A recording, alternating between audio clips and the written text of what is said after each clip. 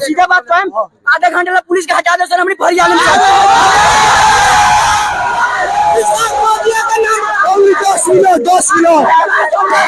बिहारी मादर चौदाल वाला सन, बिहारी हिंदू आवता सन, देश में दंगा फसाद करवाओ तो संजान मुझ के ठीक बा, न्यूज़ से मिलेगा पुलिस। कल 19 तारीख को नेपाल के बिरगज में ऐसा क्या हुआ जिसके कारण जो है इंडिया नेपाल बॉर्डर को बंद कर दिया गया है। कोई भी गाड़ी ना आ रही है ना जा रही है, सिर्फ और सिर्फ प्रशासन की गाड़ी जो है आती है जाती है। लेकिन आपको बता दूं, पूर्ण रूप से इंडिया और नेपाल का बॉर्डर जो है वो बंद है। फिलहाल अभी हम इंडिया नेपाल के बॉर्डर रक्सौल में हैं और आपको यहाँ से बताने वाले हैं कि आखिर में नेपाल के बिरगज में ऐसा क्या हो गया, ऐसा कौन सा दंगा भड़का जिसके कारण बिरगज ही नहीं पूरे नेपाल के आसपास के क्षेत्रों को सील कर दिया गया है। रक्सौल से बिरगज कोई न जा सकता है न आ सकता है। हमारे साथ दिग्विजय जी हैं, इनसे भी हम सवाल पूछेंगे और आपको बताएंगे कि बिरगज में कल आखिर में क्या हुआ था।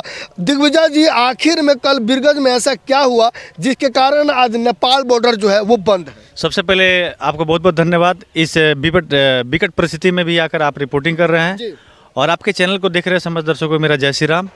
जैसा कि कल 19 तारीख को जो है आपको बिरगज के मेन रोड में यानी आपको छपैया से लेकर घंटाघर के बीच में मुसलमानों के द्वारा लाठी डंडों के साथ एक जो है जुलूस निकाला जा रहा है। लाठी डंडों के साथ जुलूस निकाला? जी, लाठी डंडों के साथ जुलूस है। हमको तो हैरानी हो रही है कि उनको प्रशासन के द्वारा उनको इजाज़त दिया गया था कि नहीं, जुलूस निकालने के लिए उनको परमिशन मिला था कि नहीं, यह हम नहीं बतला सकते हैं, लेकिन लाठी डंडों के साथ जुलूस निकाला जाता है। जुलूस तो धार्मिक चीज़ों और सामाजिक चीज़ों के लिए निकाला जाता है, तो लाठी डंडों को लेकर जुलूस निकालना वो तो जुलूस हुआ ही नहीं, उसको तो दंगा बोला। एकदम उसको हम दंगाई के भीड़ ही बोलेंगे। और दंगाइयों के भीड़ों के द्वारा जो लाठी डंडा के साथ निकले और जैसे जुलूस जो है आगे बढ़ती है, वीरता मोड़ के पास जैसे आती है, तो वीरता मोड़ जाते ही 22 जनवरी के तिथि के दिन जितने भी सनातनियों ने अपने दुकान के सामने भगवान राम का जो बैनर लगाया हुआ था, जय श्री राम का जो झंडा लगाया हुआ था, उस पर हमला करना इन लोगों ने शुरू कर दिया। नेपाली तारीख 22 को नहीं, 19 आपको फरवरी को, 19 फरवरी, हम लोग 19 फरवरी की बात करेंगे।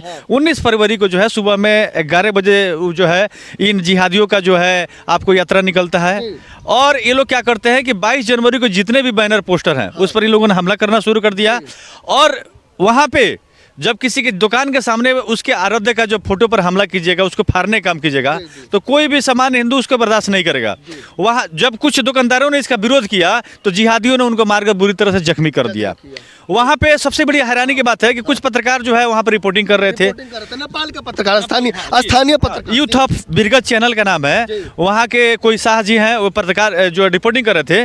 रिपोर्टिंग करने के दरमियान जिहादियों ने उन पर अटैक कर दिया और मारकर उनको भी घायल कर दिया और उनके बाइक को बुरी तरह से क्षतिग्रस्त करने का काम कर दिया गया। साथियों, मैं पूछना चाहता हूं कि आप जो है आप जुलूस निकालते हैं, नारा लगाते हैं, हम मान सकते हैं कि दूसरे देश का मामला है, कोई दिक्कत नहीं है, लेकिन जब प्रभु राम पर हमला होगा तो पूरे विश्व के सनातनियों को इस दुख होगा और निश्चित रूप से प्रभु राम के सम्मान में हिंदू समाज सवाल पूछेगा और जानेगा कि आखिर उसके आराध्य पर क्यों हमला किया गया। सही बात है। जब सुनिए, जब नुपुर शर्मा जब बोलती है तो दुनिया के 56 मुस्लिम देश नुपुर शर्मा पर टारगेट करते हैं और हिंदू धर्म पर टारगेट करते हैं और कन्हैया लाल जैसे सैकड़ों हिंदुओं को गला इसलिए काट दिया जाता है कि उसने नुपुर शर्मा के विरोध किया है।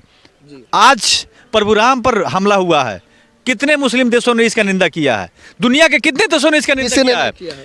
और सबसे बड़ी हैरानी की बात है कि कुछ सेकुलर प्रजाति के नेता आज पलायन कर गए हैं, जो खुद को बड़े तथाकथित न्यायवीर बनते थे और प्रत्येक परिस्थिति में सिर्फ हिंदुओं पर ही डिनाई करने काम करते थे। ऐसे तथाकथित नेता कहाँ चुप है जब भगवान राम पर हमला किया जाता है। सही बात है। तो आप समझ सकते हैं बिरगज में कल 19 तारीख को, मतलब 19 फरवरी को कुछ तथाकथित लोगों के द्वारा रैली निकाली जाती है और उस रैली में 22 जनवरी मतलब अयोध्या में जिस तारीख को राम मंदिर का निर्माण हो रहा था, उसी का पोस्टर जब बिरगज में लगा होता है उस पोस्टर को फाड़ा जाता है। एक और बात आपके चैनल के माध्यम से बतला सकते हैं। अभी एक वीडियो वायरल हो रहा है जिसमें छपकैया के कुछ जिहादी जो है यह पूरे भारत के हिंदुओं को उकसा रहे हैं। क्या क्या क्या और उन लोगों ने गाली देने काम किया है और वीडियो में स्पष्ट बोला है कि कुछ मादरचोद बिहारी हिंदू आकर नेपाल में दंगा कर रहे हैं। मैं पूछना चाहता हूं, ऐसे ऐसे जिहादी इस बात की पुष्टि कैसे कर सकते हैं? कैसे कर सकते हैं? अगर नेपाल अगर बिरगज के दंगा में अगर भारत के लोग अगर शामिल है तो इसकी जांच प्रशासन को करना होगा। नेपाल पुलिस को यह बतलाना पड़ेगा कि इस दंगा में कहां कहां के लोग शामिल है या नहीं है। लेकिन जो जिहादी हिंदू भारत के हिंदुओं को उकसाने के लिए, बिहार के हिंदुओं को उकसाने के लिए और मादरचोद शब्द का इस्तेमाल किए हैं, ऐसे ऐसे जिहादियों को मैं बतला देना चाहता हूं कि अगर मैं उन वीडियो में चिन्हित कर लिया हूं, अगर कभी भी अगर बिहार के धरती पर ये जिहादी अगर दिखाई दे दिए तो माँ कसम बोलता हूं कि जिहादियों को 72 हुरे के पास जाने से कोई नहीं बचा सकता है। निश्चित रूप से भेजने का काम करेंगे।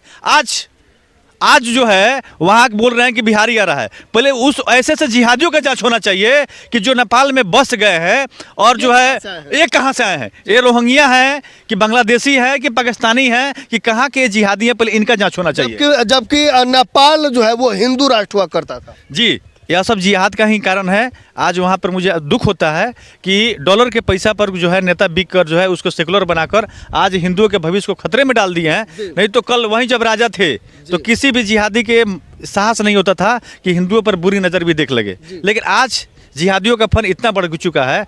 आज लोग बोलते हैं कि भारत में जो है मोदी जी यहाँ तब से हो रहा है। पाकिस्तान में कौन सा मोदी जी थे? 28% हिंदू 1% हो गया। बांग्लादेश में कौन से मोदी जी और योगी जी थे? 30% से हिंदू 2% हो गया। आज जहाँ जहाँ मुसलमानों की जनसंख्या बढ़ रही है वहाँ पर अशांति, अराजकता और खतरा क्यों बढ़ रहा है? दिग्विजय जी, हम आपसे जानना चाहेंगे, फिलहाल हम लोग नेपाल बॉर्डर पे हैं और यहाँ पे देखा जाए तो पूरे तरीके से शांति का माहौल पसरा हुआ है। आखिर में क्यों दंगा तो नेपाल में हुआ, बिरगज में हुआ? जी, निश्चित रूप से यह बिरगज का एरिया पड़ता है और बिरगज में जब दंगा हुआ है तो बिरगज प्रशासन ने कर्फ्यू लगाने का काम किया है और जब कर्फ्यू लगता है तो पूरे शहर को सील कर दिया जाता है। जिस कड़ी में यह भी मार्ग बिरगज में घुसने का जो मेन पॉइंट है, इसलिए प्रशासन ने यहाँ पर नाकाबंदी करके इसको जो है रोकने का काम किया है। और मैं चाहूँगा कि आपके चैनल के माध्यम से बतला देना चाहता हूँ कि जितने भी हमारे हिंदू भाई इस वीडियो को देख रहे हैं, अब जिहाद के विरुद्ध आपको लड़ना होगा, जिहाद के विरुद्ध खड़ा होना होगा। यह जिहादी जो है, ये जिहादी को किसी भूमि के टुकड़े से दिक्कत नहीं है, आपको हिंदू होने से दिक्कत है। या जिहादियों को आपके आराध्य से दिक्कत है, आपके मठ मंदिरों से दिक्कत है, आपके हिंदू पहचान से दिक्कत है। इसलिए धरती पर जहाँ भी जो भी हिंदू जहाँ भी खड़ा है, जिहादियों के विरुद्ध आपको तैयार होने की जरूरत है। सही बात कह रहे हैं। जैसा कि दिग्विजय जी ने कहा है कि बिरगज में कुछ तथाकथित लोगों के द्वारा जो है रैली निकाली जाती है और 22 जनवरी वाले पोस्टर को फाड़ा फूड़ा जाता है और विवादित बयान भी दिया जाता है, जैसे कि आप लोग वीडियो में भी देख रहे हैं। अब कमेंट करके जरूर बताइए कि नेपाल के बिरगज में इस प्रकार की घटना को अंजाम दिया जाता है, इसके दोषी कौन है और नेपाल प्रशासन अभी तक चुप क्यों है?